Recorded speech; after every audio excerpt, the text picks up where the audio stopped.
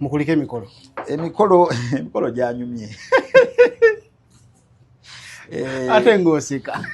gyanyumye wadde toyagala ginyume fitina yaki why abamu banyize mbu temwabayise anti kati ogwo mukolo tosobola yita bantu bangi kubanga jjukira guba gwakyama ate ekirala nti oba osobola okuorganizingira abantu batono naye emikolo eminene gijja bajja kujja emikolo eminene gijja sofa mwantukubye surprise yabadde surprise naye ate abamu ku ffe twasanyuse nnyo lwaki twasanyukiddeko nnyo Chosen Becky lwaki tulina omusanyukirako omukyala alina abaana bana gwe wammwe ku kyalo bameka bawusanga ng'alina abaana bana omusajja najja namuproposingira okumuwasa kitegeeza nti tebirabikalabika ekyo kyamagere kitalabikalabika ekyokubiri lwaki abamu ku ffe twasanyukiddeko nnyo Chosen Becky kubanga tulabyeko ku byayiseemu nze ng'omu ndabye ku byayiseemu ennaku gye yalaba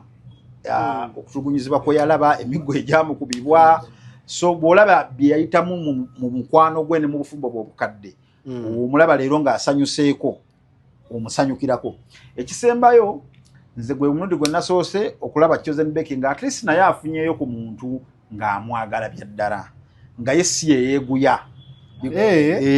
for starters abantu baagala okumanya omwami avuddewa Chosen Becky kadiro okujja mu bulamu bwa Chosen Becky twali tuli ku mukolo ogumu sometime back kati nga tulina photographer babu yamuyita Sam photographer nga yakuba Chosen Becky bifaananyi buli wamu waalaga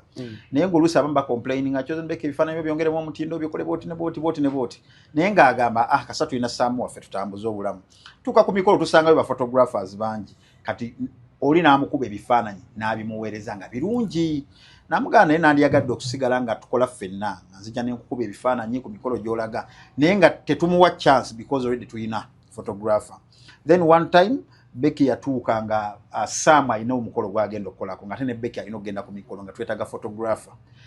Chosen Becky we kugamba naye oli kadiri tumuwe chance yaŋŋamba dde emirundi ayagala tukole naye tumuleete tulabe bw'anaakola kati nga tumuleeta ndowooza kulo ogoba gwalina jjinja nga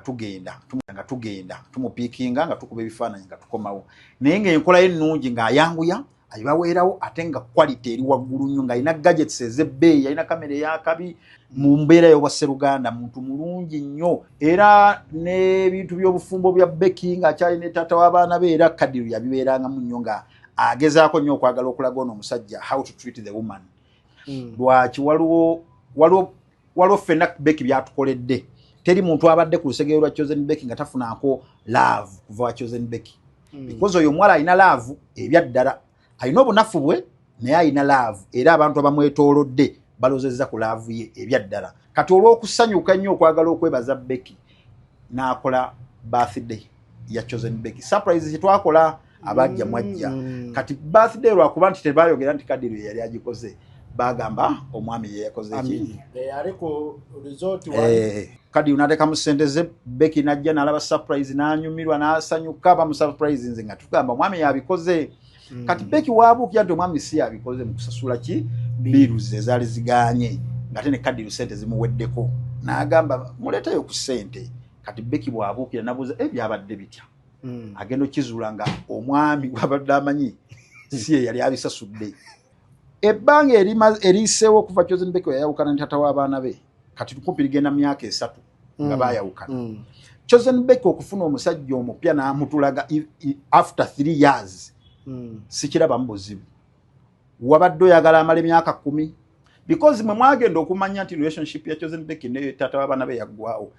byali bimaze okuyitako kumpi omwaka mulamba n'okusoba mwe mwabimanyira okujja mu mawulire byali byabaawo eya before nga byaggwawo nadda mwaka mulamba n'okusoba bigenda okutuuka okujja mu mawulire kati bimaze okutuuka mu mawulire n'ebbanga eriiseewo bali myaka 2+ bagenda myaka 3 kuva ebaayawukana era ye waaki tafuna mwagala mu